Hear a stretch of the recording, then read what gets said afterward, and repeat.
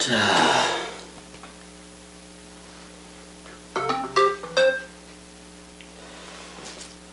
이제 19장 31절, 19장 31절. 이날은 준비일이라. 근데 안식이라고 중복이 되는 거예요, 이날이 지금이.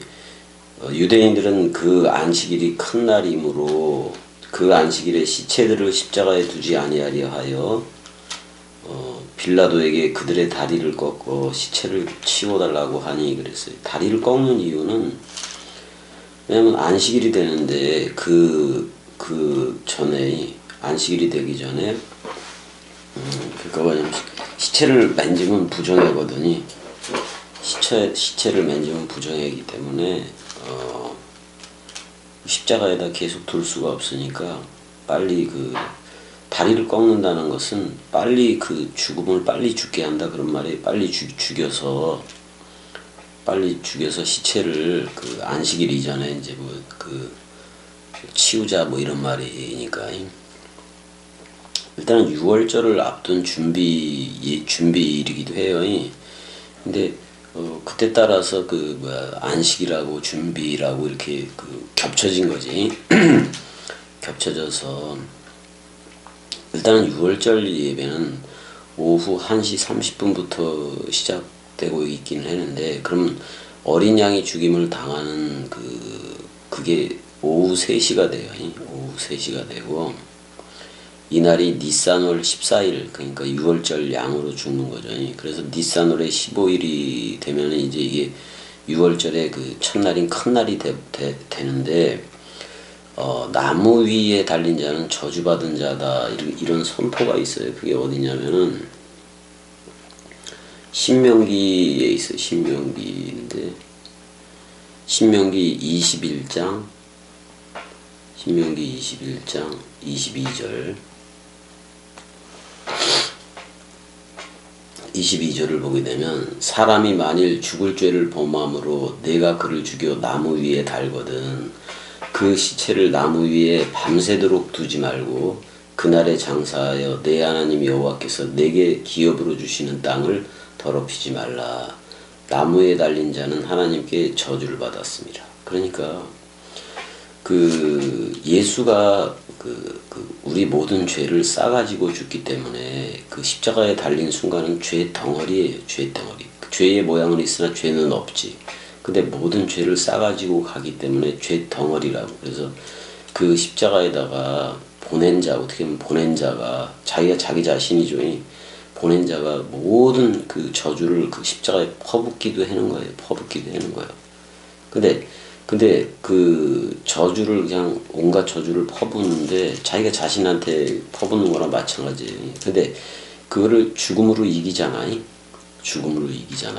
그 저주 또는 죄에 대해서도 죽음으로 하는 거니까 지금이. 그러니까 나무에 달린 자는 그냥 바로 그냥 장사 지내버려라 이런 말을 지금 하고 있는 건데, 그들의 다리를 꺾고 시체를 치워달라 했다라고 나와요. 그래서 어떻게 보면 오전 9시서부터 시작해서 오후 3시까지 계속 이제 이렇게 되는 369 내가 얘기를 했잖아요. 그 안식 안에 있었다 이렇게 또 나오고, 그 다음에 32절 군인들이 가서 예수와 함께 못 박힌 첫째 사람과 또 다른 사람의 다리를 꺾고 이렇게 되어 있네요. 다리를 꺾고. 33절 예수께 이르러서는 이미 죽으신 것을 보고 다리를 꺾지 아니하고, 이미 죽었다라고 나와요. 이미 죽었다라고 나와요. 근데 이미 죽었기 때문에 다리를 꺾는 대신 노창으로 찔러요. 노창으로 찔러버린다고. 근데 출애굽기 12장 가게 되면은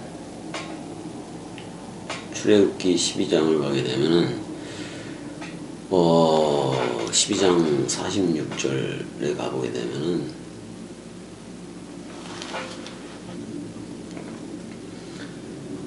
한 집에서 먹되 한 집에서 먹되 그 고기를 조금도 집 밖으로 내지 말고 그랬어요. 그 어린 그러니까 이게 다락방 강화를 의미하기도 해요. 이게 뼈도 꺾지 말지며 그렇게 돼 있어요.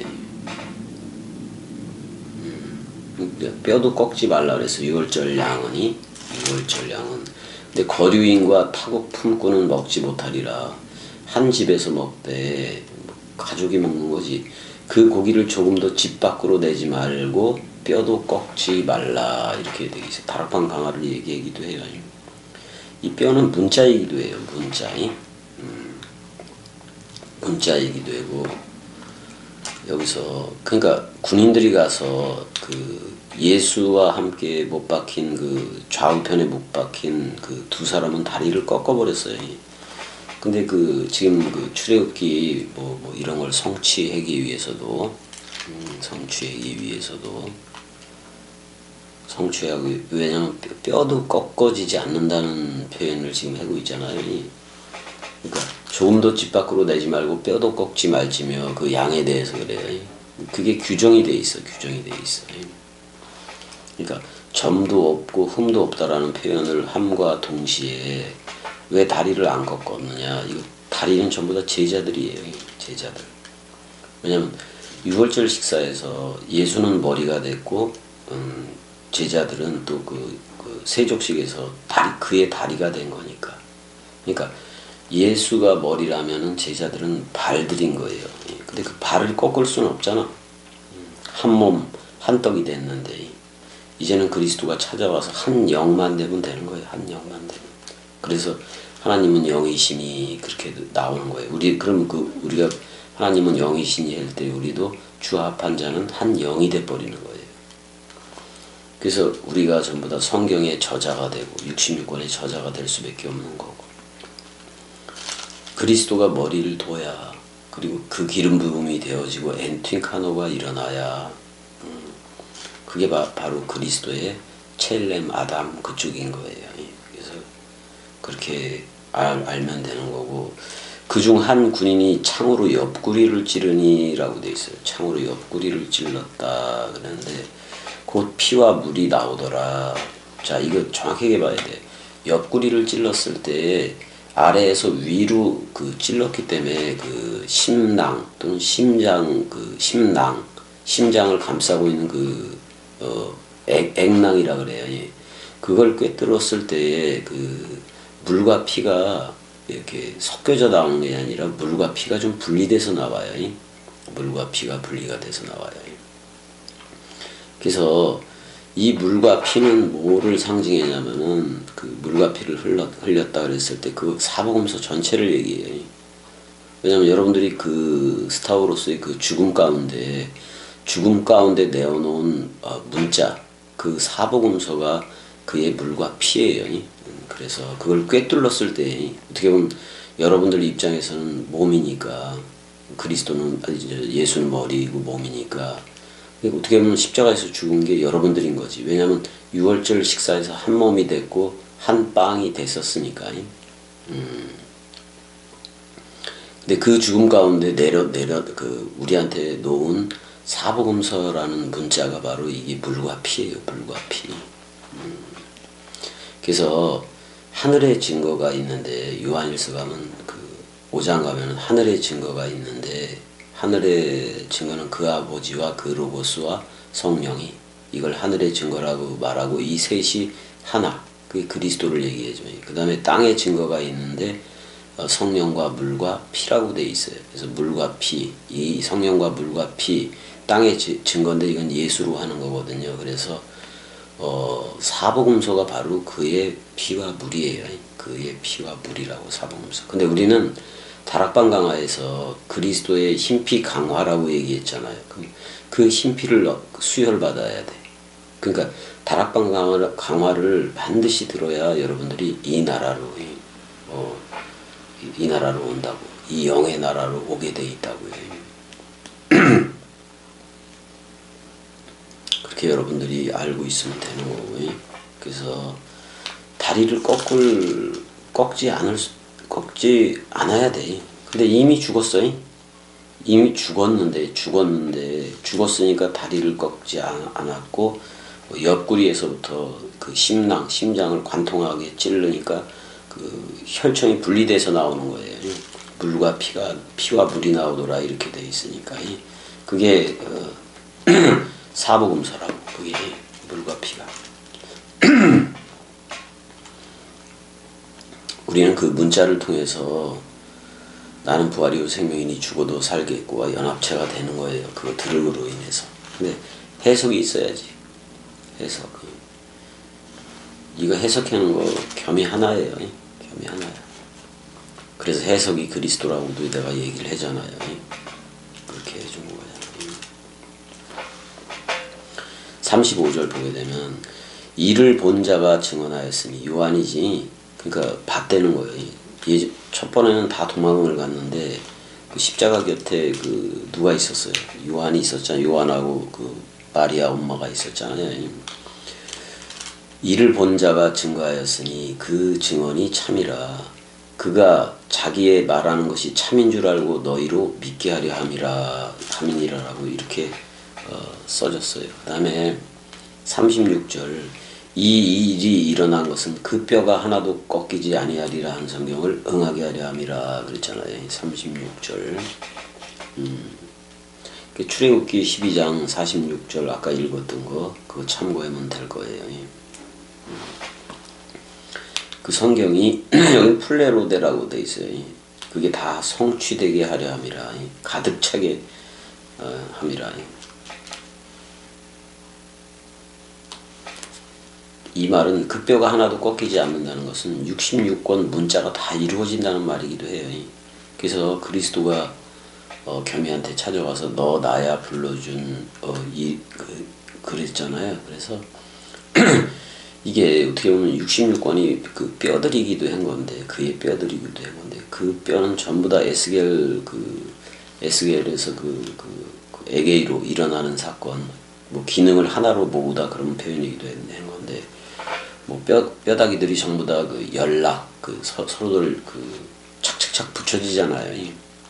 그러니까 66권이 그리스도 안에서 통일되게 해석을 해줘야 돼요. 66권 전체를 가지고.